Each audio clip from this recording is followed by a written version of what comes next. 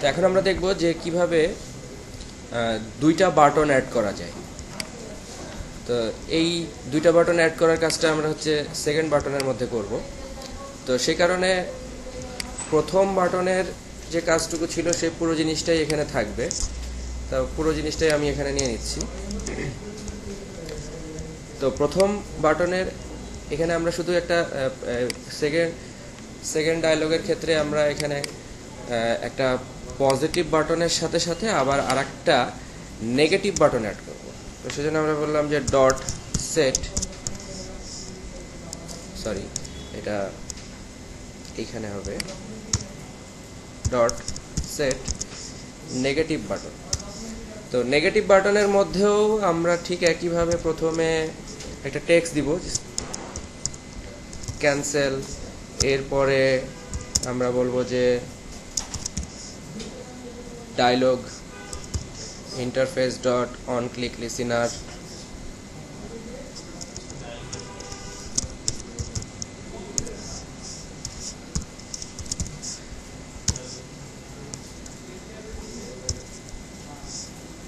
dialog interface dot on click listener।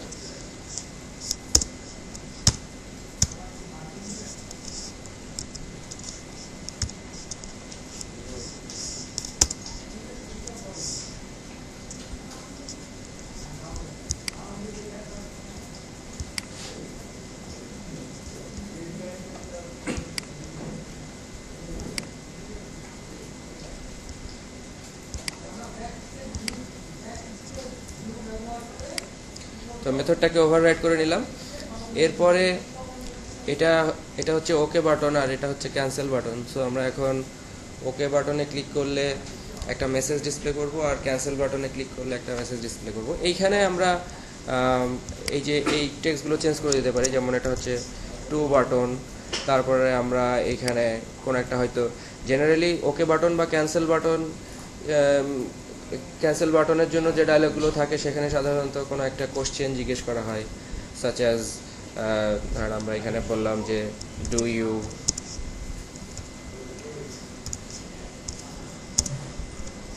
Want to delete. তারপরে যদি ওকে বাটনে ক্লিক করা হয় তাহলে আমরা বললাম যে ডাটা ডিলিটেড। আর ক্যান্সেল বাটনে ক্লিক করলে আমরা হয়তো বলবো যে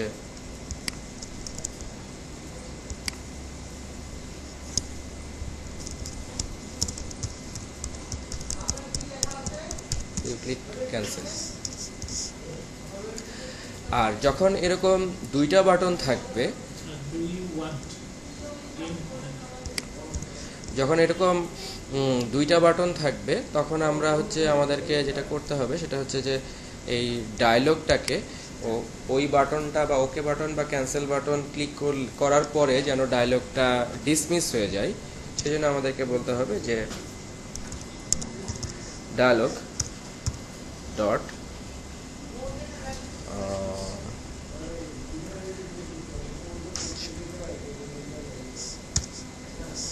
ক্যান্সেল। এখানে আমরা এই ডায়লগের অবজেক্টটা পেলাম হচ্ছে এই যে ডায়লগ ইন্টারফেসের যে ডায়লগটা আছে সেখান থেকে। তো আমরা বললাম যে ডায়লগ ডট ক্যান্সেল। ঠিক একইভাবে যখন এটা ক্যান্সেল বাটনে ক্লিক করা হবে, ঠিক একইভাবে ক্যান্সেল বাটনে ক্লিক করার পরে ডায়লগটা ক্যান্সেল হয়ে যাবে। আর এর আগে আমরা দেখলাম যে এইখানে যখন আমরা এই ডায়লগটা দেখছি, এই অ্যালার্ট ডায়লগটা, তখন আমরা কি করতে পারি, এখানে আবার একটা আইকন সেট করতে পারি। তো এই আইকন সেট করার জন্য আমাদের কোনো একটা ইমেজ থাকতে হবে। তো আমি এখানে একটা যদি এরকম ইমেজ সেট করতে চাই তাহলে আমরা এরকম বলতে পারি যে ডট সেট আইকন। ঠিক আছে, তো ডট সেট আইকন। তো সেট আইকনের মধ্যে আমরা আইকনটা কোথায় পাবো, যেহেতু আমাদের এই অলরেডি একটা হচ্ছে আইসি লঞ্চার আইকন আছে। তো এই আইসি লঞ্চার আইকনটা আছে হচ্ছে এই মিপ ম্যাপ ফোল্ডারের মধ্যে। তো আমরা এখানে বলতে পারি যে R dot ID, sorry R dot, এটা আছে আমাদের মিপ ম্যাপ ফোল্ডারের মধ্যে, সেজন্য আমাদেরকে বলতে হবে আর ডট মিপ ম্যাপ ডট, তার ভিতরে আমরা দেখতে পাচ্ছি যে এই আইসি লঞ্চার এই আইকনটা আমরা সেট করে দিতে পারছি। তাহলে এখন আমরা এটাকে জাস্ট রান করে দেখব। এখন আমরা সেকেন্ড বাটনে ক্লিক করে দেখি। সেকেন্ড বাটনে ক্লিক করলে আমরা দেখতে পাচ্ছি যে টাইটেলের সাথে সাথে এরকম একটা আইকনও আসছে। এখানে আমরা যে কোনো আইকন পরবর্তীতে সেট করতে পারি। এটা জাস্ট আমরা বোঝার জন্য দেখলাম যে কিভাবে আইকন সেট করা যায়। তারপরে ওকে এবং ক্যান্সেল দুইটা বাটন আমরা দেখতে পাচ্ছি। ওকে বাটনে ক্লিক করলে আমরা মেসেজ দেখতে পাচ্ছি ডাটা ডিলেটেড, আর যদি আমরা ক্যান্সেল বাটনে ক্লিক করি তাহলে দেখতে পাচ্ছি যে ইউ ক্লিক ক্যান্সেল। তো উভয় ক্ষেত্রেই ডায়লগটা ডিসমিস হয়ে যাচ্ছে, সেজন্য হচ্ছে আমরা ব্যবহার করলাম ডায়লগ ডট ক্যান্সেল। তো এইভাবে আমরা দুটো বাটন নিয়ে কাজ করতে পারি। যদি আমরা তিনটা বাটন নিয়ে কাজ করতে চাই তাহলে এই সেম জিনিসটাই আমরা আবার ব্যবহার করব এইখানে, এবং আমরা দেখলাম যে পজিটিভ বাটন আছে, নেগেটিভ বাটন আছে, আর আরেকটা বাটন নিয়ে যদি আমরা কাজ করতে চাই তো সেই বাটনটাকে হচ্ছে নিউট্রাল বাটন। তো নিউট্রাল বাটন সেট করার জন্য আমরা এরকম বলতে পারি যে এখানে আর একটা মাঝখানে হয়তো আমি একটা অ্যাড করলাম যে dot set neutral button. Neutral বাটনের মধ্যেও একইভাবে আমরা টেক্সট অ্যাড করতে পারি। ধরেন আমি এখানে বললাম যে সেন্টার, এটা হচ্ছে রাইট। অ্যাকচুয়ালি পজিটিভ বাটনটা রাইটে থাকে, নিউট্রাল বাটনটা সেন্টারে থাকে, আর নেগেটিভ বাটনটা হচ্ছে লেফটে থাকে, সেজন্য আমি এখানে এইভাবে নাম দিচ্ছি বোঝার সুবিধার্থে। তো এখানেও আমাদেরকে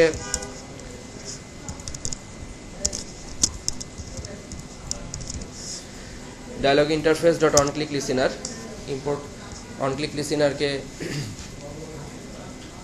অ্যানোনিমাস ইনার ক্লাস হিসেবে ব্যবহার করতে হবে। এরপরে আমরা যেটা করতে পারি যে এই নিউট্রাল বাটনের মধ্যে থেকেও ওই সেম ওয়েতে আমরা একটা টোস্ট মেসেজ সেট করে, যেমন আমি এখানে বললাম যে জাস্ট ইউ ক্লিকড নিউট্রাল,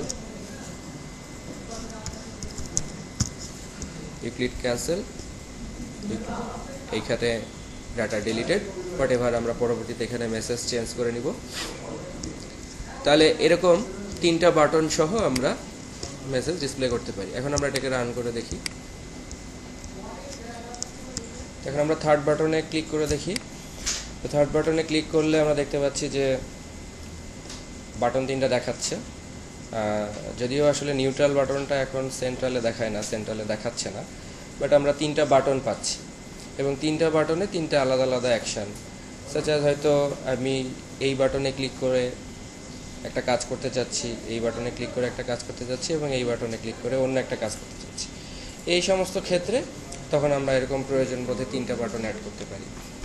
আরেকটা জিনিস আমরা এখানে এখন লাস্টলি দেখবো, সেটা হচ্ছে যে যখন এই কোনো একটা ডায়লগ ওপেন হচ্ছে তখন এই ডায়লগটার আমরা এই বাটনগুলোতে ক্লিক করা ছাড়াও যদি আমরা বাইরে কোথাও, স্ক্রিনের বাইরে কোথাও টাচ করি সাথে যেখানে, তাহলে আমরা দেখতে পাচ্ছি যে ডায়লগটা চলে যাচ্ছে। তো ডায়লগটাকে যদি আমরা মোডাল করতে চাই, অর্থাৎ ডায়লগটা যখন ডিসপ্লে হবে তখন ডায়লগের স্ক্রিনকে ওকে ক্যান্সেলে ক্লিক করা ব্যতীত অন্য কোথাও ক্লিক করলে যেন ডায়লগটা চলে না যায়, তো সেটার জন্য আমরা এখানে আরেকটা মেথড সেট করব, সেটা হচ্ছে ডট সেট ক্যান্সেলেবল। তো সেট ক্যান্সেলেবল যদি আমরা বলি যে ফলস, তাহলে এই ডায়লগটাকে আর ক্যান্সেল করা যাবে, বাইরে ক্লিক করে ক্যান্সেল করা যাবে না। তাহলে আমরা এখন দেখতে পাচ্ছি যে এই ডায়লগটা ওপেন হওয়ার পরে এখন আমরা বাইরে ক্লিক করছি, তো বাইরে ক্লিক করলে এটা ক্যান্সেল করা যাচ্ছে না। সেক্ষেত্রে আমাদের কোনো একটা বাটনকে ক্লিক করেই এটা ক্যান্সেল করে আসতে হবে, এটার জন্য হচ্ছে সেট ক্যান্সেলেবল। তো আমরা জাস্ট দেখে নিলাম যে কিভাবে বিভিন্ন ধরনের বাটন নিয়ে আমরা হচ্ছে অ্যালার্ট ডায়লগ তৈরি করতে পারি। পরবর্তীতে আমরা দেখব যে অ্যালার্ট ডায়লগের মধ্যেও আসলে বিভিন্ন ধরনের কাস্টম লেআউট ডিসপ্লে করা যায়। তো আমরা এখানে জাস্ট শুধুমাত্র কয়েকটা বাটন ডিসপ্লে করলাম। যদি আমরা কাস্টম লেআউট ডিসপ্লে করতে চাই, অর্থাৎ ডায়লগের মধ্যেই যদি আমি একটা ফর্ম তৈরি করতে চাই, তাহলে কিভাবে আমরা ফর্ম তৈরি করব, বা একটা ডায়লগকে যদি আমরা একটা কমপ্লিট একটা ফ্র্যাগমেন্ট আকারে দেখাতে চাই, তাহলে আমরা কিভাবে দেখাবো, এই জিনিসগুলো আমরা পরবর্তী সেশনে